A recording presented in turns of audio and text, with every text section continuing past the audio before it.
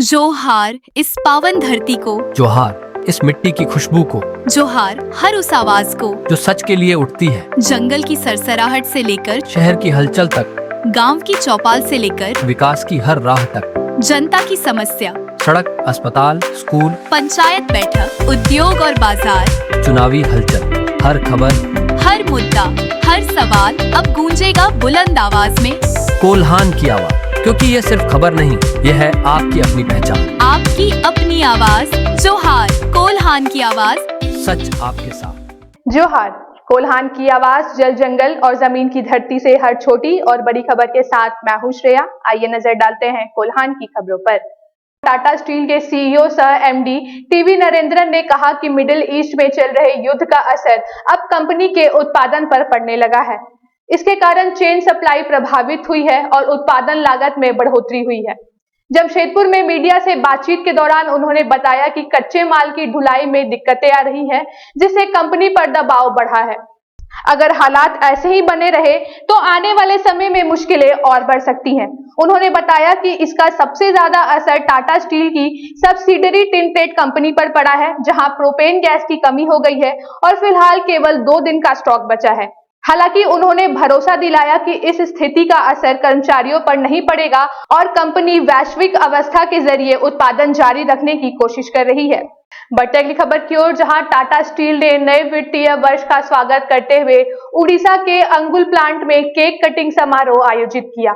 इस दौरान MD TV Narendran और टाटा वर्कर्स यूनियंस के अध्यक्ष संजीव चौधरी टुन्नू ने वित्तीय वर्ष 2026-27 का ऑपरेशन प्लान लॉन्च किया।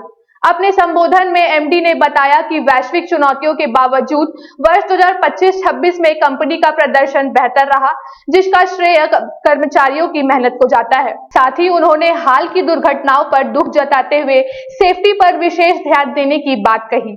वहीं यूनियन अध्यक्ष ने भी उत्पादकता बढ़ाने और सुरक्षा को प्राथमिकता देने पर जोर दिया। बढ़ती अगली खबर की ओर, जहां टाटा स्टील लिमिटेड ने अपने बिजनेस को और रफ्तार देने, लागत में कमी लाने और परिचालन को बेहतर बनाने के उद्देश्य से अपने संगठनात्मक ढांचे में बहुत बड़े बदलाव किए हैं। इस मेगा रिस्ट्रक्चरिंग के तहत कंपनी के नए शीर्ष अधिकारियों की जिम्मेदारियों और रिपोर्टिंग लाइंस में व्यापक फेरबदल किया गया है। नए आदेश के तहत चैतन्य भानु को वाइस प्रेसिडेंट की कमान सौंपी गई है। अब वे जमशेदपुर, गम्हरिया, लुधियाना और मेटालिक्स के पूरे ऑपरेशंस की जिम्मेदारी संभालेंगे। वहीं टिनप्लेट डिवीजन के पूर्व सीआईसी उज्जवल चक्रवर्ती को वाइस प्रेसिडेंट के नए पद पर नियुक्त किया गया है। वे जमशेदपुर स्थित tubes, Khopoli, Sahibabad units, tinplate division और कोल्ड रोलिंग कॉम्प्लेक्स की जिम्मेदारी संभालेंगे। कंपनी ने मार्केटिंग और सेल्स विंग को एकीकृत करते हुए आशीष अनुपम को यह जिम्मेदारी दी है। इसके अलावा पीयूष गुप्ता को वाइस प्रेसिडेंट और प्रभात कुमार को वाइस प्रेसिडेंट की नई जिम्मेदारी दी गई है, जिससे कंपनी के लॉजिस्टिक्स और वेंडर मैनेजमेंट को मजबूती मिलेगी। बढ़ते अगली खबर की ओर, जहां गेल इंडिया लिमिटेड ने जमशेदपुर में टाटा मोटर्स के प्लांट्स को पाइप्ड नेचुरल गैस की आपूर्ति शुरू कर दी है। यह प्लांट प्रोपेन की कमी के कारण बंद होने की स्थिति में जा पहुंचा था। गेल टीम ने 24 घंटे लगातार काम किया। समझौते पर हस्ताक्षर के केवल 9 दिनों में ही गैस पाइपलाइन बिछाकर आपूर्ति शुरू कर दी गई। इस उपलब्धि के साथ जमशेदपुर का टाटा मोटर्स क्षेत्र का सबसे बड़ा टाटा प्लांट बन गया है, जो गेल पीएनजी पर चल रहा है। इससे पहले टाटा स्टील का कॉम्बी मिल अक्टूबर 2025 से गेल प्राकृतिक गैस पर संचालित हो रहा है। कमिश्निंग के दौरान गेल के जीएम सह जीए इंचार्ज गौरी शंकर मिश्रा ने सहयोगी प्रयास की सराहना की। उन्होंने कहा कि गेल टीम और टाटा ने युद्ध स्तर पर मिलकर सह लक्ष्य हासिल किया है। इस मौके पर गेल के प्रतिनिधि ने कहा कि कंपनी ऐसे सभी क्षेत्रों में भी काम कर रही है जहां एलपीजी, प्रोपेन या अन्य हाइड्रोकार्बन की कमी के कारण संकट की स्थिति है। बढ़ती अगली खबर की ओर, जहां पूर्वी सिंहभूम जिला में पुलिसकर्मी एवं उनके परिजन के इलाज के लिए एक अदद बेहतर अस्पताल की भी सुविधा नहीं मिल पाई है। ऐसा नहीं है कि अस्पताल नहीं है, अस्पताल है, जो लगभग 30 साल से बेकार पड़ा था। पिछले वर्ष इसे नए सिरे से शुरू किया गया था, लेकिन 5 महीने में ही सब कुछ पहले की ही तरह बेकार साबित होकर रह गया, क्योंकि यहाँ ना डॉक्टर है, ना नर्स, न दवा और ना ही जांच की सुविधाएं। पूर्वी सिंहभूम जिले का इकलौता पुलिस अस्पताल वर्षों से खंडर में तब्दील था। रंग रोगन के अलावा 4 दीवारें भी बनी, बेड और कुर्सियों की भी व्यवस्था की गई, लेकिन उद्घाटन के बाद ज्यादा कुछ नहीं बदला।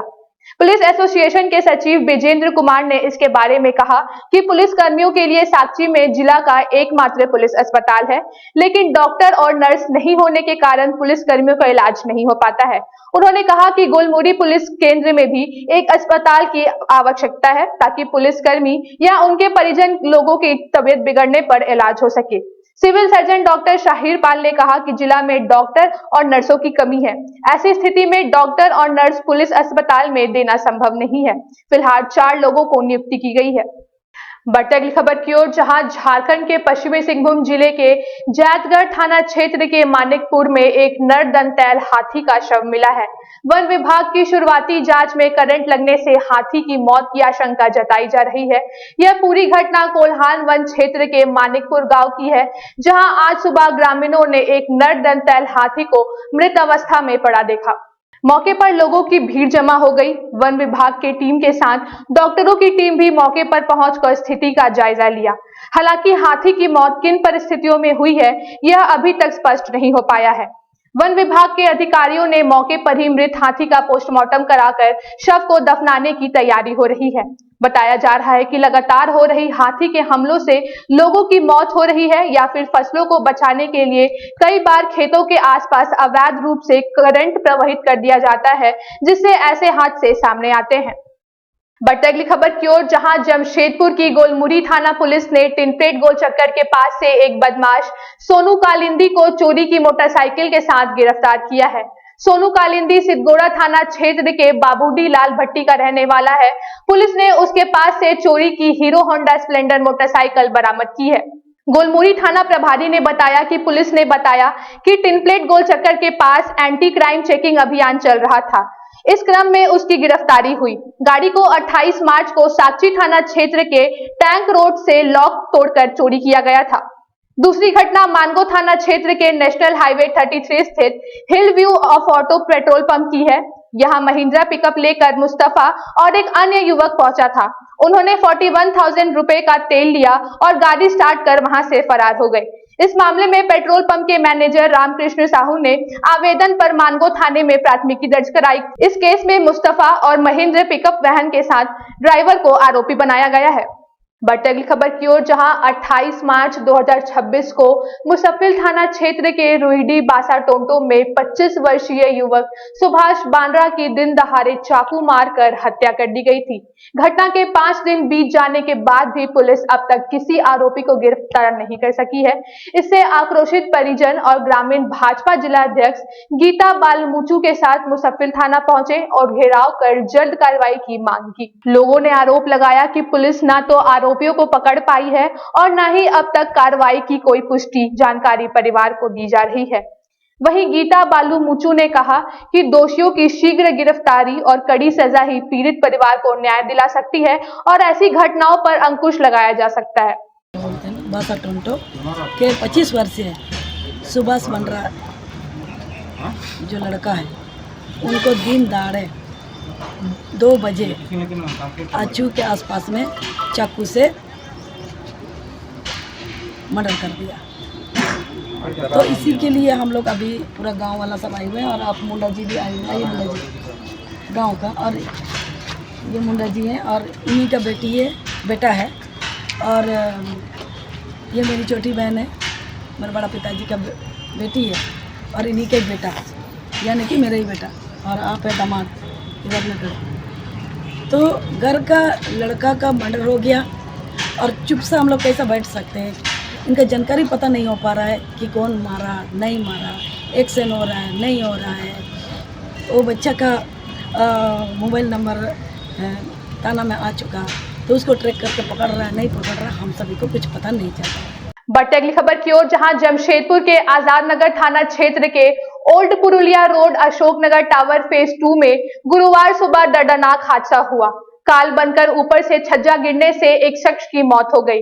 आनन फानन में स्थानीय लोगों ने उसे एमजीएम अस्पताल पहुंचाया, जहां डॉक्टरों ने जांच के बाद उसे मृत घोषित कर दिया। मृतक की पहचान ओल्ड पुरुलिया कुमार बस्ती निवासी मनोहर दीवर के रूप में हुई है। प्राप्त जानकारी के अनुसार उक्त व्यक्ति अशोक टावर से सामान लेने जा रहा था, तभी यह घटना हुआ। इसकी जानकारी पुलिस को दे दी गई है। पुलिस आगे की कार्रवाई में जुट गई है।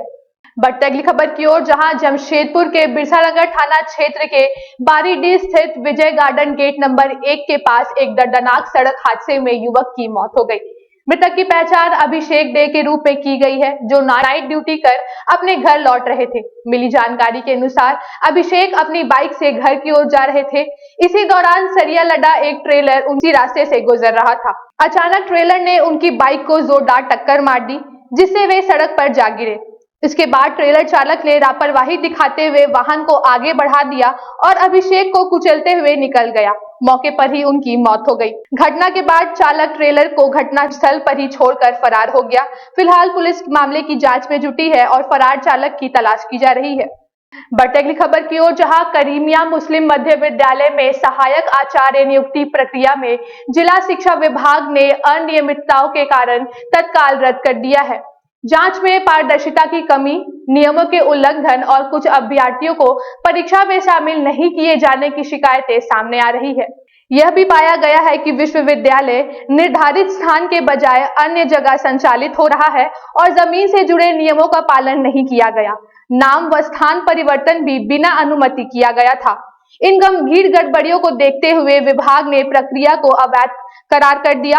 साथ ही भारतीय मॉडल मवी साक्षी की शिक्षक नियुक्ति प्रक्रिया भी रद्द कर दी गई है।